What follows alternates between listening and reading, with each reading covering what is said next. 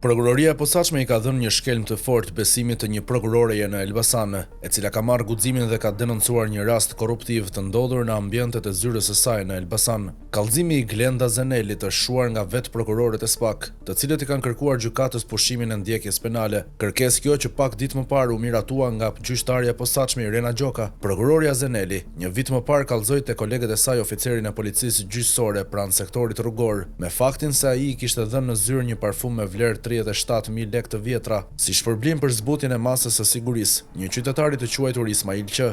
Ky i fundit ishte arrestuar nga oficeri i policisë rrugore Arben Kotollaku për akuzën e drejtimit të mjetit në mënyrë të parregullt. Kotollaku është vëllai i ish-gjyqtares së Elbasanit Pajtime Fetau, e cila aktualisht ndodhet në burg, pas 3 akuzave të ngritura nga SPAK. Rasti në fjalë tregon një episod flagrant të menaxhimit familjar, ku vëllai Arben Kotollaku, pasi arreston një qytetar, ja ofron motrën e tij, Pajtime Fetau, për ta mbrojtur në rrugë ligjore prokurori gjykat. E teksa letrat e arrestimit kanë shkuar në prokurori, procedimi penal kundër Ismail Q është marrë në trajtim nga prokuroria Glenda Zeneli. Kjo e fundit i është drejtuar me një kërkesë gjykatës për caktimin e masës së sigurisë detyrim paraqitje për Ismail Q, i cili është proceduar për akuzën e drejtimit të mjetit në gjendje të parregullt. Ismail Q mbrojë në gjykatë nga Pajtime Fetahu. Gjykata ka miratuar kërkesën e prokurores, duke nxjerrë nga izolimi Ismailin dhe e caktuar masën e detyrim për paraqitje. Por 2 ditë pas këtij vendimi në prokurorinë e Elbasanit, shfaqet oficeri që kishte arrestuar Ismail Q,